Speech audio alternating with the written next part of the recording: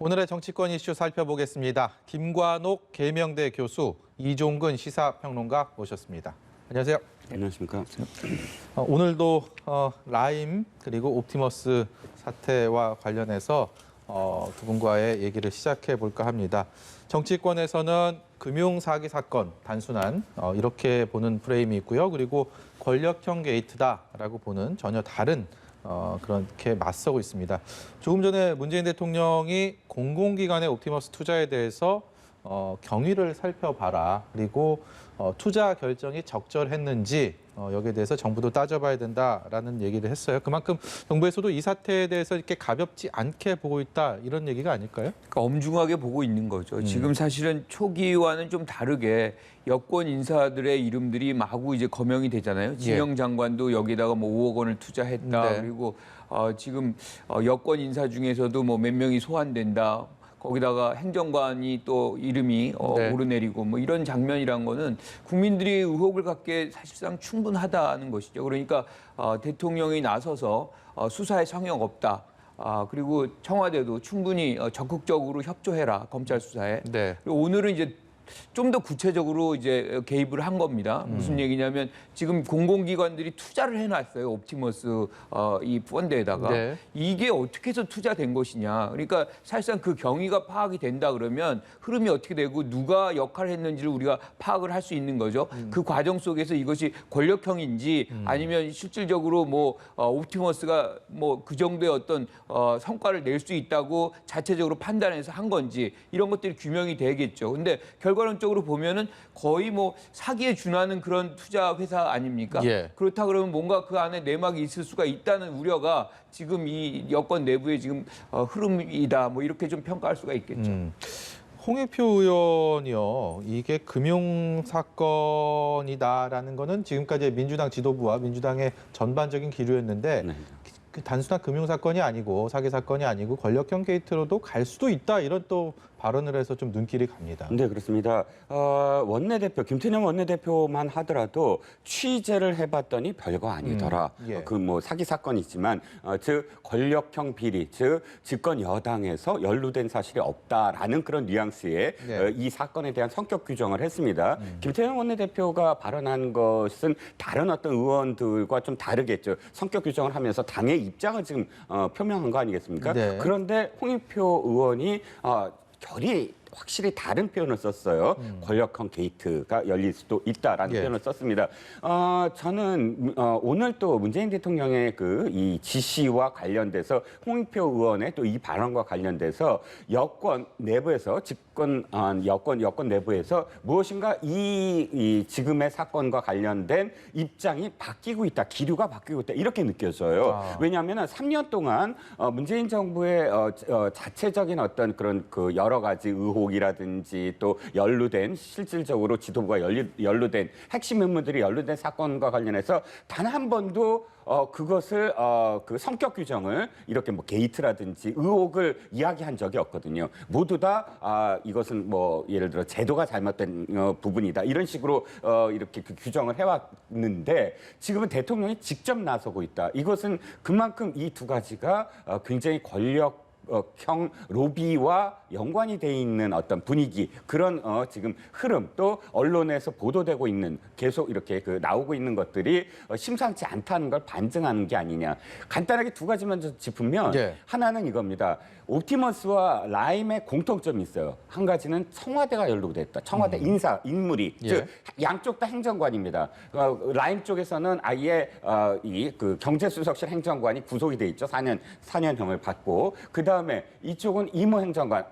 뭐 전 행정관이지만 굉장히 많은 어떤 무리수가 있었어요. 왜? 옵티머스와 이미 관련돼 있는 반개 회사의 사회이사도 하고 또 주식도 갖고 있고 한데 어떻게 금감원을 감사할 수 있는 네. 민정실의 행정관으로 아무런 어떤 체크도 없이 들어갈 수가 있느냐. 그리고 들어가서도 이 사건이 불거지기 직전에까지 그대로 업무를 수행할 수 있느냐. 이건 어쨌든 검증의 구멍이 지금 뚫려 있는 상태거든요. 이것이 결정적으로 지금 청와대가 이 사건들이 공통점이 있구나라고 느끼게 되는 결과고요. 한 가지는 당이 연루가 돼 있다. 당의 인사들이 이 옵티머스 같은 경우는 문재인 대통령의 캠프에 있었고 또 민주통합당 시절에 공천을 받아서 실질적으로 선거에 나섰던 이혁진 씨 같은 경우 지금 도피돼 있습니다만 연루의 어떤 의혹이 있고요. 또 그 라임 같은 경우는 이상호 씨, 미키루크라고 해서 친노의 핵심, 노무현 대통령을 탕생시킨 가장 핵심적인 인물이라는 그러니까 지금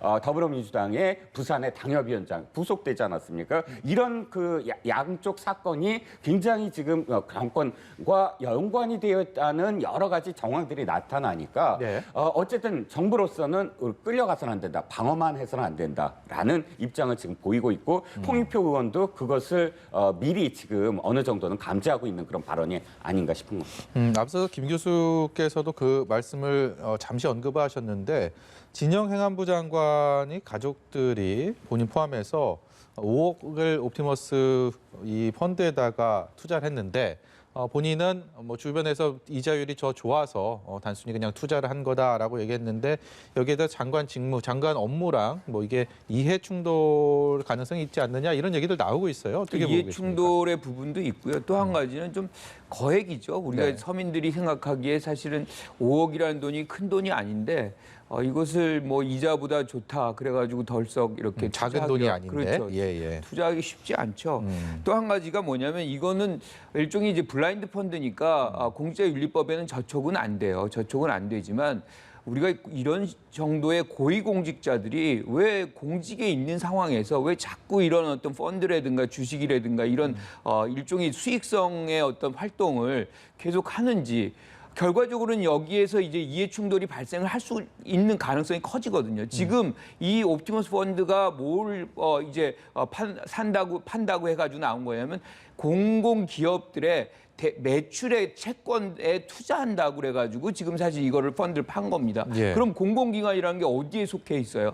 그러면 상당 부분 행자부 안에서 속할 수 있는 거 아닙니까? 그러면 이제 본인이 그런 부분에서 연루가 안 될 수가 없는, 즉 이해관계가 연결이 될 수 있는 가능성이 매우 높은데 이런 부분에 굳이 이렇게 투자를 해야 되는 건지에 대한 부분들이 굉장히 아쉽고 이런 것들이 지금 대통령의 입장에서는 자꾸 이런 것이 결국에는 의혹이 증폭이 되고 결과적으로 국정 동력을 굉장히 이제 약화시키고 국정 운영에 부담이 준다고 생각하기 때문에 지금 빨리 조기에 이 부분을 털어내야만 작동이 될 것이다. 뭐 이렇게 우려가 여기 섞여 있는 것인데 아까 저는 홍익표 의원의 얘기는 좀 원론적인 거라고 생각을 해요. 그렇게 확대 해석할 필요는 확대 없다. 해석할 필요는 없다. 그러니까 지금 권력형 비리라고 한다면 실질적인 실력자들이 연계돼 가지고 뭔가 뭐 예컨대 금감원에다 뭘 혜택을 주고 누군가에게 결정적인 뭔가를 주고 해야 되는데 이런 체계성이 아직은 안 보인다는 거죠. 그래서 그럴 가능성을 완전히 뭐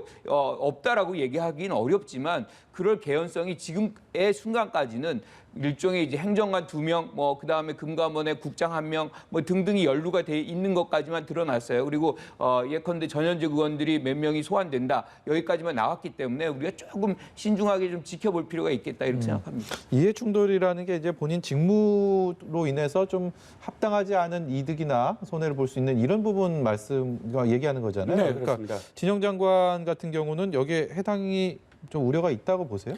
아니요.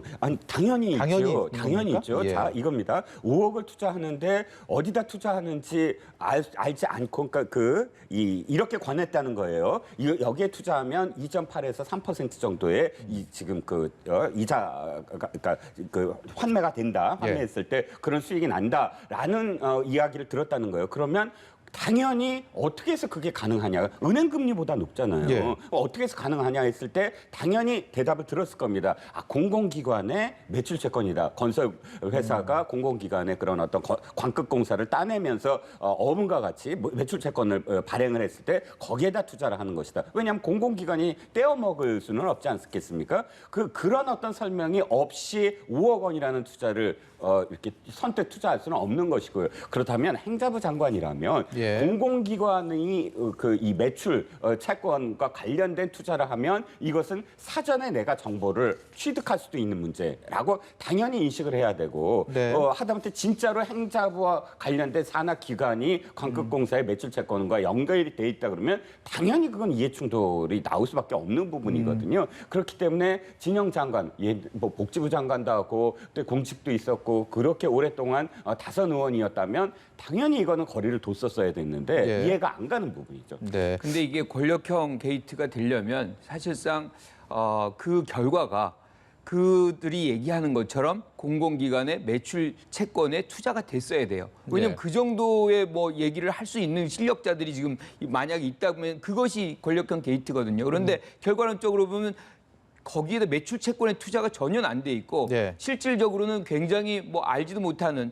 일종의 이제 조폭들이 운영하는 굉장히 안 좋은 회사들에게 거의 투자가 돼 있단 말이에요. 네. 그렇다고 보면 여기에서 실력자들이 작동을 안 했다고 우리가 반증되는 부분이라고 저는 평가를 하거든요. 권력형 게이트라면 결과까지도 실질적으로 권력이 만들어내는 그런 장면이 보여줘야 되는데 그건 아직 안 나왔다. 그러니까 네. 사실 환매가 안 되고 본인이 피해를 봤다는 것은 권력형 게이트가 작동 안 되었다 결과론적으로 그렇게 평가할 수 있는 그 거죠. 말씀 중에 저희가 하단 자막을 통해서 속보 자막을 전해드리고 있는데 앞서서 문재인 대통령도 공공기관의 옵티머스 투자 경위를 살펴봐라라고 지시를 했는데 이번에 투자한 것으로 알려진 공공기관 전파진흥원에 대한 경인본부에 대한 검찰의 압수수색이 진행이 됐고요. 그리고 옵티머스 펀드를 판매한 대신증권 본사에 대한 압수수색도 진행되고 있다는 속보가 들어와서 전해드립니다.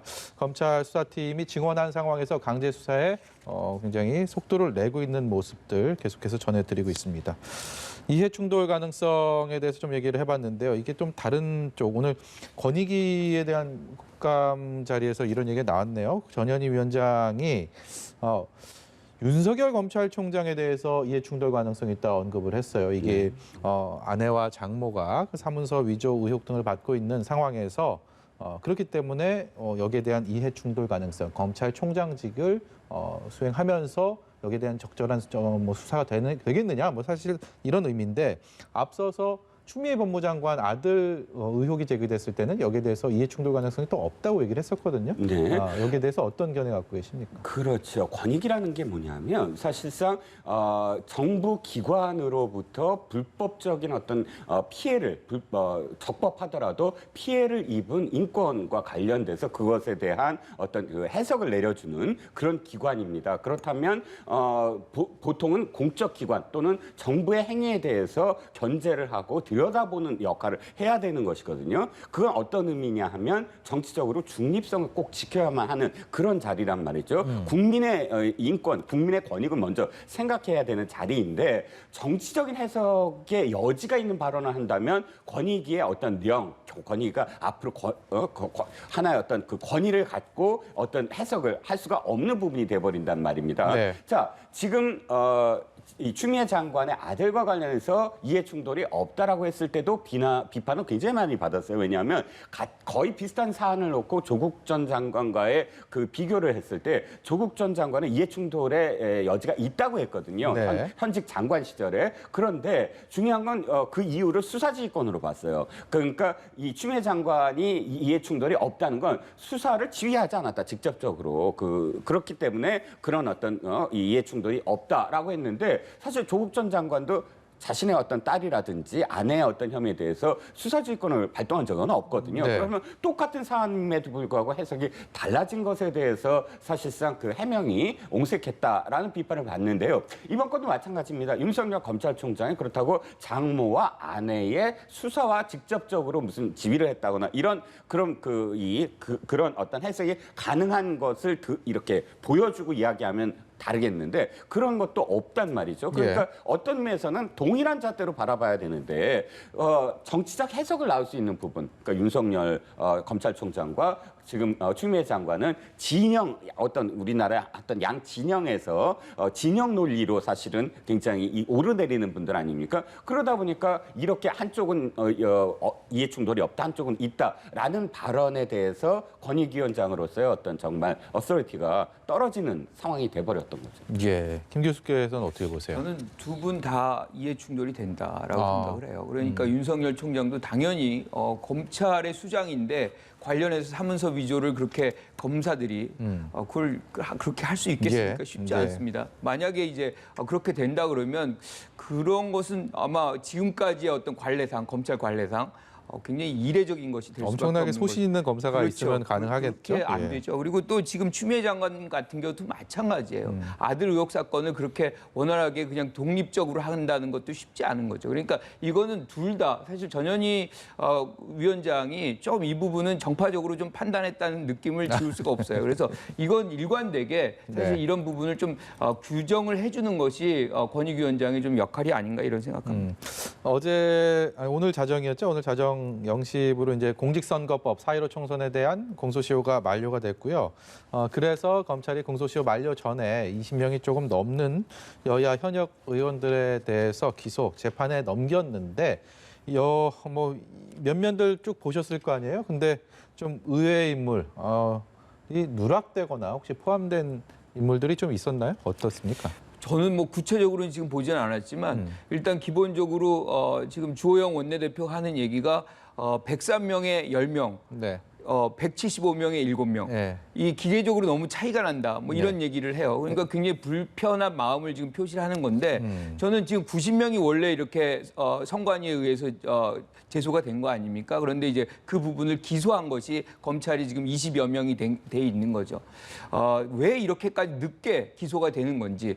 사실 제가 지금 모른다고 얘기를 했잖아요. 누군지. 네. 이거는 너무 급박하게 거의 공소시효 마지막 날에 이렇게 기소를 해버리면 사실상 국민들이 알지 못하는 그런 장면들이 많이 나온다는 거죠. 네. 지금 어떻게 보면 6개월의 기간이 있었어요. 그러면 검찰은 이걸 차근차근 시작부터 빨리 해가지고 좀 더 충분한 시간을 줬다면 국민들도 그 그 의원들의 어떤 문제점들을 좀 더 잘 알아볼 수 있는 그런 시간들이 있었을 텐데 지금 그런 시간을 뺏은 거다. 뭐 이런 생각을 좀 하고요. 어쨌든 기계적인 어떤 균형이 중요하지 않다. 실질적으로 선거법을 저촉을 했는지 안 했는지에 대한 부분들이 면밀하게 이제 좀 규명이 돼야 된다 이렇게 생각합니다. 주호영 원내대표 얘기 잠시 언급하셨는데 이게 공정성, 검찰이 과연 공정하게 기소를 했느냐, 철저하게 조사를 하고 거기에 따른 공정성을 부여해서 기소했느냐에 대한 문제 제기를 확실히 했어요. 여기에 대한 의원 수에 대한 비율도 얘기했고, 근데 사실 그 의원 수와 비율 잣대로 보는 건 좀 무리가 있지 않을까라는 생각이 들었어요. 네, 그렇습니다. 그거는 검찰의 어떤 행위를 정치적으로 해석의 여지를 마치 부여하는 거잖아요. 그러니까 기계적 균형이라는 건 저는 적절한 표현은 아니라고 봅니다. 네. 무슨 얘기냐면 여죄 여부를 확실하게 따지는 것이 아니라 이게 정치적인 어떤 무리수를 두지 않기 위해서 죄가 있더라도 이 균형을 맞춰서 여야 동수를 맞춘다. 이런 뜻으로 해석이 되면 네. 지금까지의 공직선거법은 언제나 그러면은 검찰이 늘 정치적인 수를 뒀다. 이렇게 지금 표현하는 거 아니겠습니까? 그러면 그것 자체가 사실 자신들이 여당일 시절에도 그렇게 했다는 것이고요. 검찰이 그런 어떤 관습적으로 계속 있었다는 걸 인정하는 어떤 상태이고요. 그거는 지금 원내대표로서 적절하지 않은 발언인데 사실 좀 불공정했다라고 이야기할 수 있는 여지는 또 있습니다. 전혀 없지는 않고요. 예를 들자면 그 청와대 출신 고민정 의원이라든지 윤건영 의원들은 아예 무혐의가 나왔거든요. 네. 우리가 이 기소를 하는 것도 여러 가지가 있지 않습니까? 기소를 안 하는 것도 예를 들어서 기소유예도 있을 수가 있고 예. 기소유예라는 건 죄는 상당한 어떤 혐의가 있는 것으로 보이나 그러나 처벌하지 않겠다. 이런 네. 그런 해석이 가능한데 무혐의는 아예 면죄부를 주는 것이거든요. 네. 그런데 예를 들어서 고민정 의원 지역구의 오세훈 전 의원한테는 기소유예를 하고 고민정 의원한테는 무혐의를 하고 이렇게 해버리면 이게 또 정치적 해석을 또 낮게 만드는 어떤 상황이 되는 것이라 차제에 저는 교수님 말씀에 너무 공감을 하는 게 이렇게 오랫동안 수사를 하면 동시에 이렇게 발표할 이유가 하나도 없다. 네. 그러니까 이 공소시효 만료 직전에 동시에 발표할 이유가 없다. 차근차근 수사를 해서 기소하고 해서 나중에 결과적으로 봤을 때 이게 몇 명이구나라고 나중에 알게 되면 될 걸 꼭 발표를 거의 마지막 순간에 여당 몇 명, 야당 몇 명 이렇게 해석이 되는 어떤 결과를 낳게 만든다는 거죠. 그래서 공명정대하게 당당하게 수사를 마치는 대로 이렇게 기소를 하는 그런 그 검찰이 되었으면 합니다. 뭐 앞으로 이제 기소가 됐으니까 재판을 받게 될 텐데 이제 벌금 100만 원 이상의 형이 확정이 되게 된다면 의원직을 잃게 되지 않습니까? 그런데 그렇다면 지금 104명의 의석을 갖고 103명의 의석을 갖고 있는 국민의힘이 조금 더 마음이 이번 더 아플 것 같아요. 그래서 주호영 원내대표도 거기에 대한 목소리를 높였던 건데 100석이 무너지게 된다면 그야말로 개헌저지선이 무너지는 거기 때문에 이 결과에 대해서 굉장히 촉각을 벌써부터 곤두세울 수밖에 없을 것 같다는 생각이 듭니다. 네, 그렇습니다. 이번 그 공직선거법만이 아니죠. 지난번에 왜 그 선진화법으로 네. 벌써 한 또 십수 명이 지금 기소가 돼 있습니다. 네. 그것과 함께 연계가 된다면 100명이 무너질 가능성도 충분히 있죠. 그런데 네. 일단 언제쯤 될까라고 생각을 해보면 정치공학적으로 좀 해석을 해보면 이게 그 공선법으로 재판이 보통 1심이 한 6개월 이내, 예. 그다음에 2, 3심이 각각 한 3개월 이내 이렇게 돼 있거든요. 네.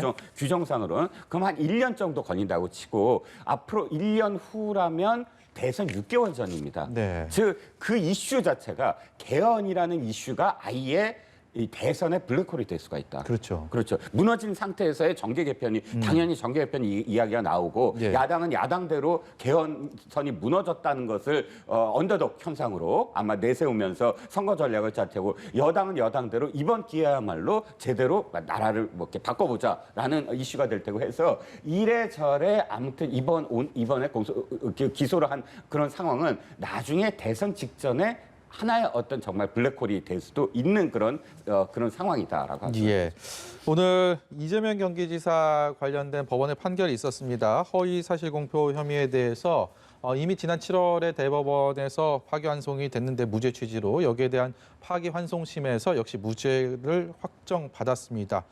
이재명 지사 안 그래도 거침없는 행보 이어왔는데 그야말로 사법적인 족쇄까지 벗어던지고 본인 스스로 굉장히 홀가분하겠다라는 생각이 들고 아까 실제로 표정도 그렇게 많이 보이더라고요. 그렇죠. 뭐 주변도 굉장히 환하게 웃는 장면들 본 적이 있는데 이제 날개를 달았다고 표현을 하면 맞을 것 같습니다. 근데 완전히 끝난 건 아니죠. 검찰이 상고는 가능해요. 그런데 재상고를 할 수는 있죠. 그렇죠. 그런데 예. 새로운 증거가 안 나왔기 때문에 지금 다시 무죄 취지를 했기 때문에 무죄를 선언했기 때문에 대법원을 상고한다 그래도 아마 이변이 없을 가능성이 매우 높다. 그러니까 어떻게 보면 끝났다라고 보는 거죠. 그러면 지금의 상황에서 이재명 지사가 갖는 어떤 효과는 이낙연 이제 대표가 컨벤션 효과를 누리질 못했잖아요. 네. 근데 이번에 무죄 판결 효과는 이재명 지사가 굉장히 많이 누릴 가능성이 있다.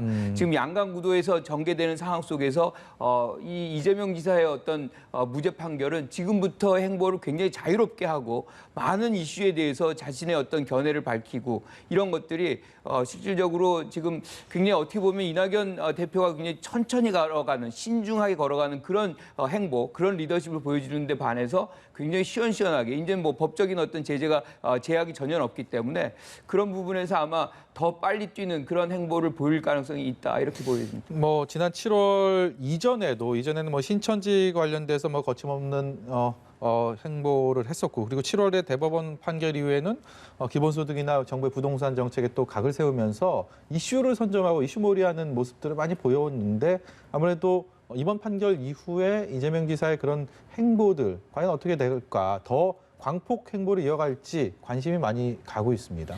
변수가 있습니다. 첫 번째 변수가 11월 6일입니다. 11월 6일 김경수 지사의 항소심 선고 공판일입니다. 예. 똑같은 어떤 상황이 될 수도 있어요. 예를 들자면 항소심에서 무죄가 났을 때 김경수 지사가 이제 대권 잠재 후보로서 아마 지지율이 나오기 시작할 것이다. 예. 그러면 실질적으로 친문이 지금 지지하는 어떤 그런 후보가 누가 될 것이냐가 3파전이 될 수밖에 없는 상황이 벌어지거든요. 네. 그럼 11월 6일의 어떤 상황이 첫 번째 변수가 될 것 같고요. 두 번째는 이재명 지사 한번 경험을 해봤어요. 어떤 경험이냐면 문재인 대통령 내지는 문재인 정부에 대해서 국민들의 원한 운운하면서 약간 좀 그 비판적인 어떤 그런 글을 한번 올린 적이 있거든요. 그때 한번 출렁했습니다. 친문들 사이에서도 제 댓글들을 예. 보면 인터넷상에서 그 다음부터의 행보를 보면 사실 사실 굉장히 자제하는 어떤 상황이었거든요. 예. 그래서 어떤 선택을 할 것이냐, 즉 차별화하면서 확장, 친문이 아닌 국민들의 어떤 여론을 또 높여서 대세론을 갈 거냐, 아니면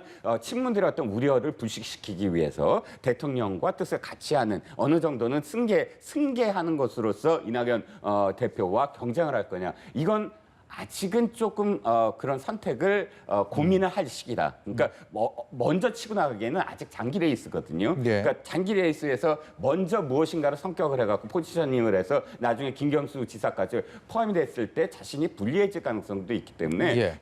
초기에는 어쨌든 바로 지난번처럼 이렇게 이 자신 있게 나가지 않고 어느 정도 거리를 보면서 관망하지 않을까 싶습니다. 뭐 이런 오늘 판결이 반영되지는 않았지만 공교롭게도 오늘 한국갤럽에서 여론조사 결과를 내놓은 게 있는데요. 저희가 그래픽이 준비돼 있으면 좀 보시죠. 차기 대권 주자, 대선 주자 선호도가 공교롭게도 이낙연, 이재명 두 대선 주자 예비 주자로 칭할까요? 아무튼 결과가 저렇게 나왔어요. 그러니까 이재명 지사가 어쨌든 하락은 했지만 그래도 1위를 차지하고 있는 모습. 아직은 오차범위 내니까 지금 네. 뭐 확언을 할 수가 없죠. 그런데 저는 조금 다르게 생각을 하는 것이 이재명 지사는 이미 선거 전략이 굉장히 섰다라고 저는 생각을 합니다. 왜냐하면 지난 민주당 경선의 과정을 대표 경선의 과정을 보면 이낙연 대표가 친문에 의해서 전폭적인 지지를 받아요. 이 얘기는 대선의 경선 과정에서도 본인의 설 자리가 친문에 의해서 지지받을 가능성이 매우 좁고 예. 아까 말씀하신 대로 11월 7일 날 김경수 이제 경남지사요? 경남지사가 만약에 무죄가 된다면 더더군다나 그 기회는 없는 거죠. 그렇기 때문에 당원에 대한 어떤 목소리보다는 국민에게 이제 지향점을 두고 보다 더 광폭 네. 홍보를 할 가능성이 높다. 예. 이렇게 봅니다. 조금 전에 그 그래픽 다시 한 번만 보여주십시오.